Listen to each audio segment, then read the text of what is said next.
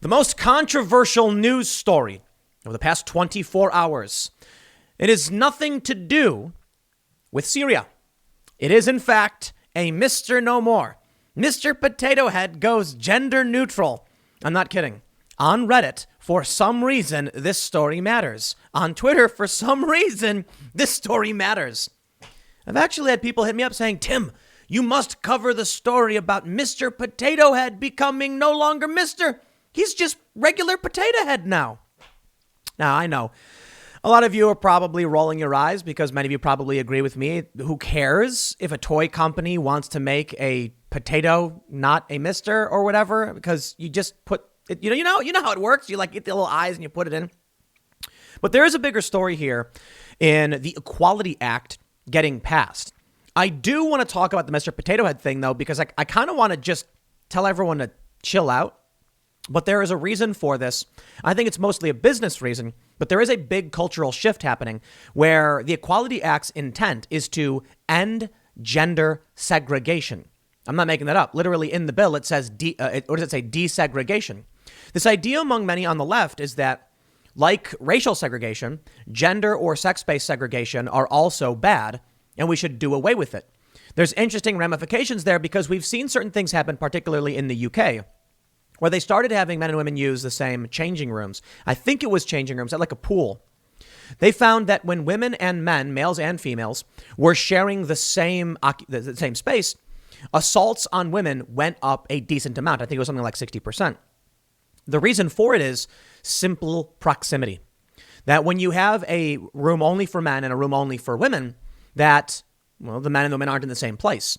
But with men and women being in the same place, then you'll end up with more assault. So there's a conversation to have around there. That's not a good, I wouldn't say that's a great argument for being against the bill. But there are some questions that should be brought up as it pertains to the Equality Act because it did pass in the House. First, let's tackle this very, very pressing and controversial social issue around Potato Gate.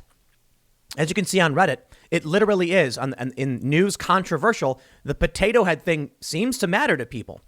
Well, many people are pointing out, finally tackling the real issues. One person said, I mean, it's a potato. Yeah, it's okay. Another person says, well, there are only two kinds of things, potato and not potato. Yes, that's right. The original Mr. Potato Head did not include the potato, just a box of stick-on ears, noses, eyes. You provided your own potato and any other suitable vegetable. Okay, no joke. This is actual news. And I want to read this because I do want to address it, but we will get more to the text of the Equality Act and what's going on with this bill because I think it's more important. ABC News says Hasbro, the company that makes a potato-shaped plastic toy, is giving the Spud a gender-neutral new name, Potato Head. The change will appear on boxes this year. The toy makers have been updating their classic brands to appeal to kids today. Barbie has shed its blonde image and now comes in multiple skin tones and body shapes. Thomas the Tank Engine added more girl characters. An American Girl is now selling a boy doll. Hasbro said Mr. Potato Head, which has been around for about 70 years, needed a modern makeover. Yeah, I think that's fine. Actually, making more Barbie dolls with different hair colors and skin tones, great business decision. You got to make sure you track your market share because if they used to make, say, like, I'll give a random number, 100 Barbies per day, maybe they could sell them to any, boy or girl or whoever wanted it. But if they do, 30 white Barbie and then different skin tones, they might actually increase their market share because people are more interested in buying certain, skin toned Barbies. Anyway, I think it's a business decision. All of this, I think, is a business decision. The Potato Head becoming no longer being Mr. Potato Head, I think is literally just a cheap way to sell one product. Think about it. You sold Mr. and Mrs. Potato Head. Now, maybe they looked at the data and found that people basically just buy Mr. or Mrs. They don't buy two potato heads. Okay. Now you sell one potato head and you give it the male eyes and the long eyelashed ones for, whatever. And you'll sell more of the one potato head or cut down your costs because you no longer have to do two different kinds of boxes. That's really what I think it is, to be completely honest. And so, you see these tweets. We got Mark Dice with probably the funniest response to this story. The Associated Press said, Mr. Potato Head is no longer a Mr. Hasbro, blah, blah, blah. Mark Dice responded, it's time for Republican states to secede.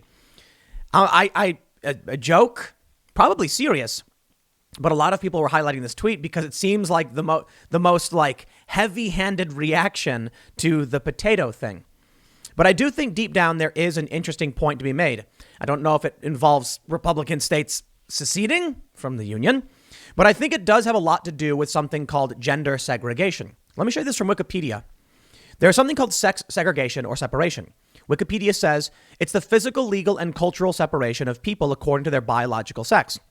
This can refer simply to the physical and spatial separation without any connotation of illegal discrimination. But you can see it's part of a series on discrimination. It's actually interesting. Yeah, I think it does fit that definition.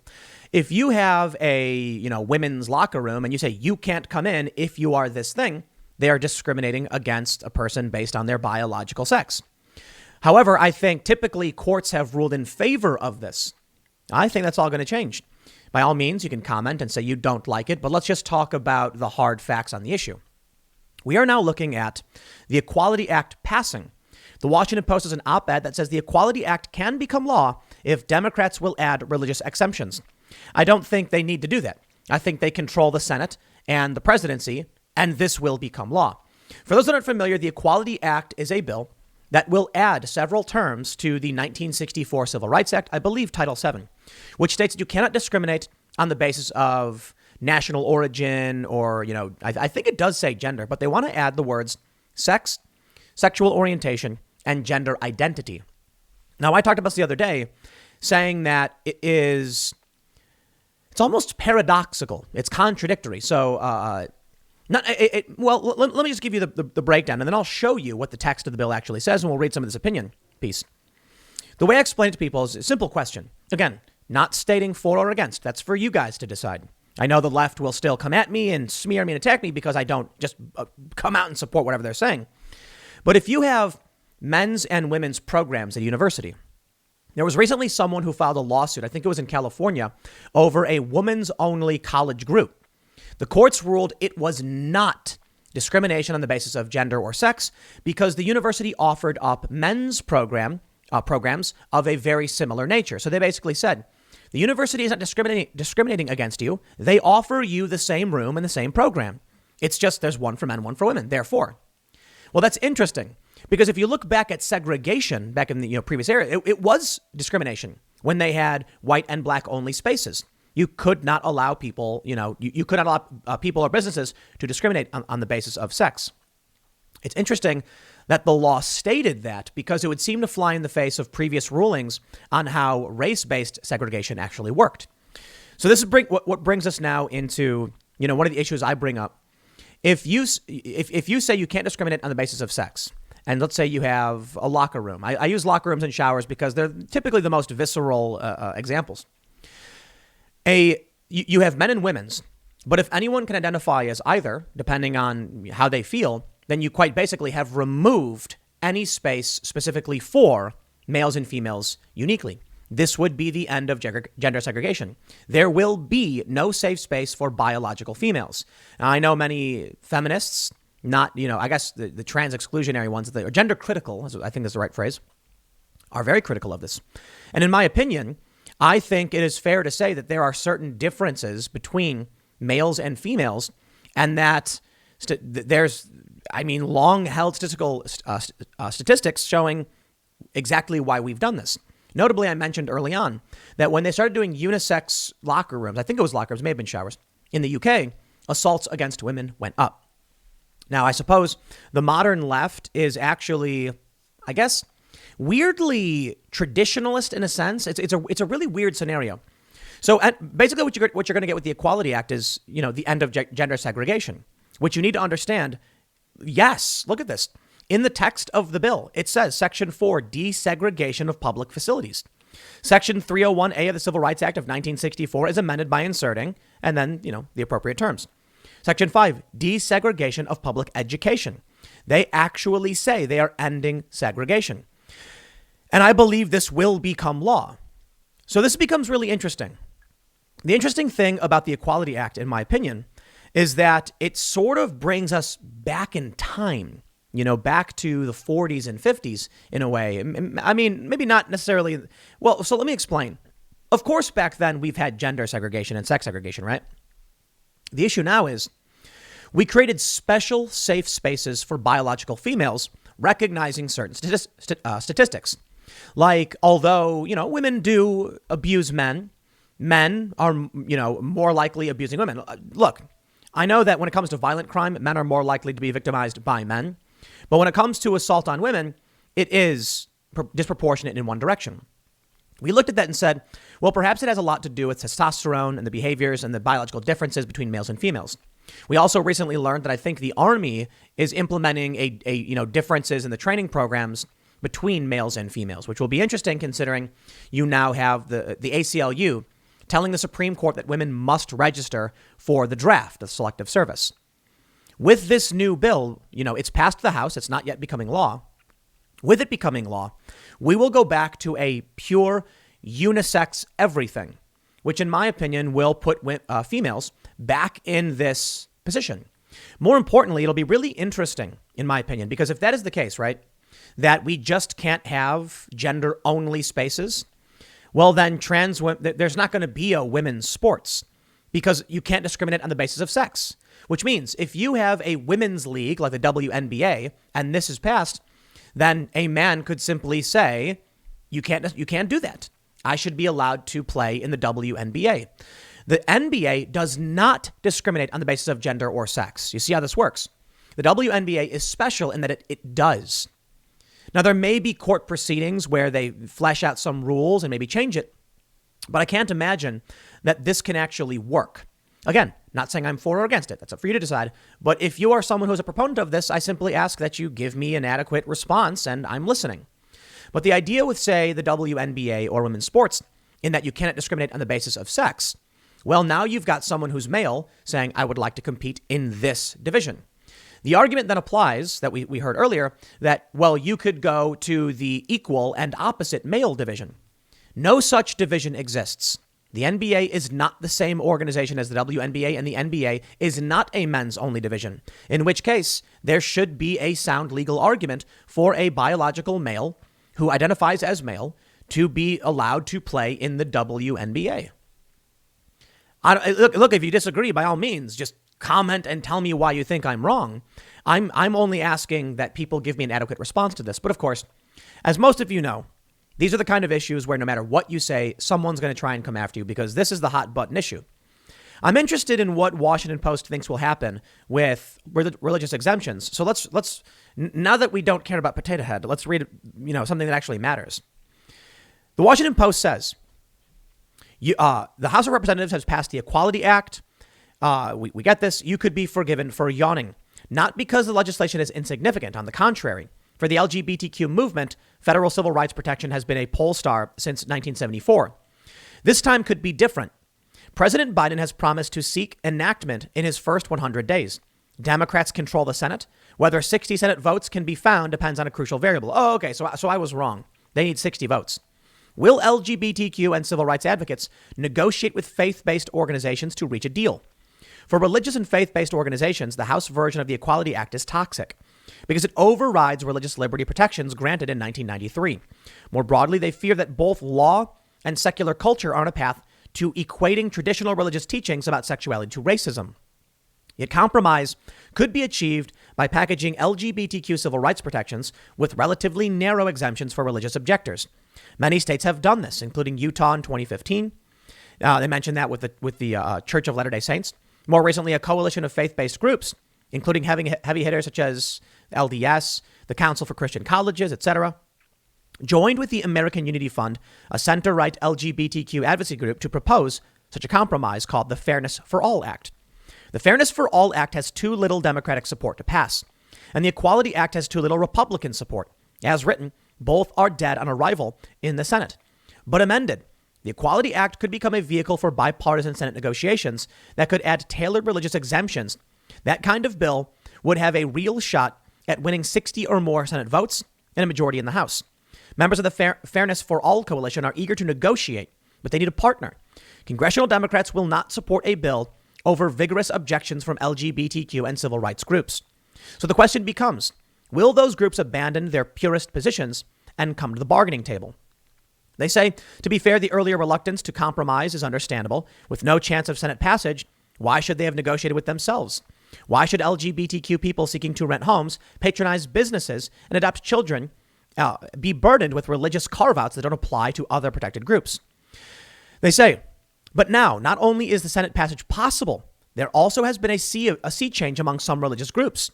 As one member of the Fairness for All Coalition told me, quote, in the religious communities, in part because of acculturation, and in part because of generational shift, I think there is real openness to trying to work this out. That was not there a decade ago.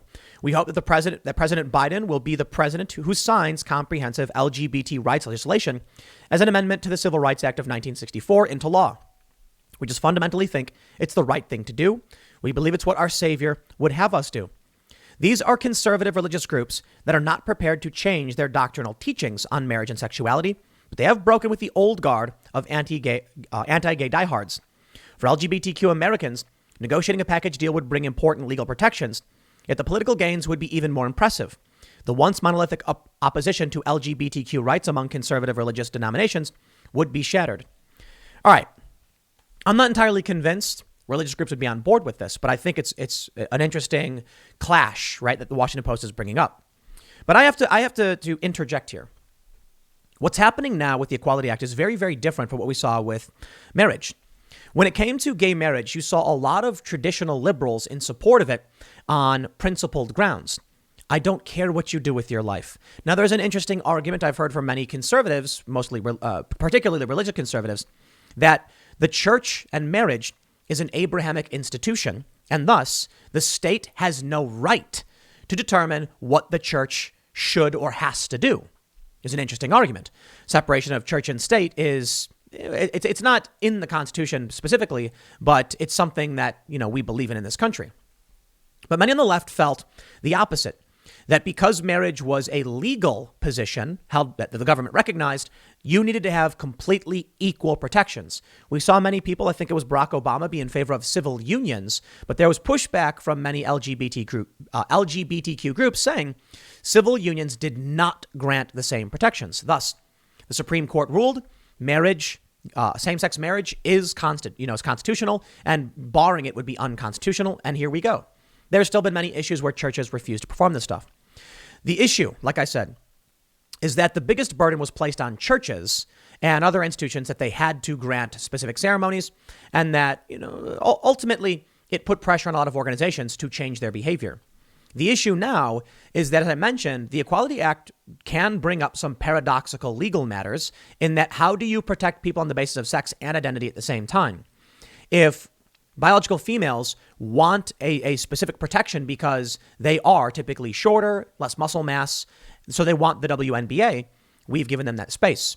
But if you can't you can't discriminate on the basis of sex, well, then that goes away. So it'll be particularly interesting. All in all, it's not going to be the same as it was back in 1964. The end of segregation was fairly cut and dry. It doesn't matter what your race is. You can use this restaurant. You can use this bathroom. They have to provide public accommodation. And that makes sense. But what happens now when biological females demand a secure space based on the fact that they do have very different bodies to biological males? I don't know. I literally don't know. I can only tell you that there is people make arguments about differences between, races and stuff. And those I don't think are fair or merit telling someone you can't buy a cheeseburger. But telling someone who's biologically female who needs to go to an abuse shelter because she was brutally beaten and abused, by a guy, that she has to share the same space with other guys while she may be traumatized, I think may be particularly different. Again, I know racists have made similar arguments, but there is a legitimate difference between this and that. Although the arguments may have a similar structure, they're not the same thing. And I'm not ultimately not saying the bill should or shouldn't pass. I'm just pointing out these things. So I wonder, when you tell people that we're taking things away from you, that's very, very different from saying that you're going to give someone else rights that don't necessarily, have any effect on you. I understand the churches, there was an impact. But I'll try and clarify. If you have biological females who are playing, in the WNBA, and then you say, with this new bill, we are going to effectively end your league by changing the rules dramatically and introducing biological males who have higher prenatal testosterone, and I'm talking about males who identify as men, as well. They have more likely to have more muscle mass. I mean, you look at the bell curve or the averages for grip strength, for height, for jumping ability, and it's a fact that biological males are very different from biological females, to the point where the Army has actually just instituted this. So with this, these sweeping changes will cause a massive and chaotic backlash. Again, we saw this to some degrees in the 1964 Civil Rights Act, when it was passed back in the day. So I'll end by saying this. Who cares about Mr. Potato Head? I literally don't care if they make him, if they made a third gen. I don't know, it's a potato head. It's a toy. Buy it or don't. If you don't like it, make your own Mr. Potato Head. Make Mr. Cucumber. I don't know, whatever. We have to stop being upset that other companies are doing things like this. Now, if Mr. Potato Head had a monopoly on potato-shaped toys or vegetable-shaped toys, I'd say, okay, we've got a problem because they're squeezing out the market, but they don't. They're not Facebook. Okay, so these things matter. As it pertains to this law, I can only say this. It may not pass. I am not asserting for or against it. That's for you to decide based on the things we've talked about. But I do think we can expect to see a tumultuous period.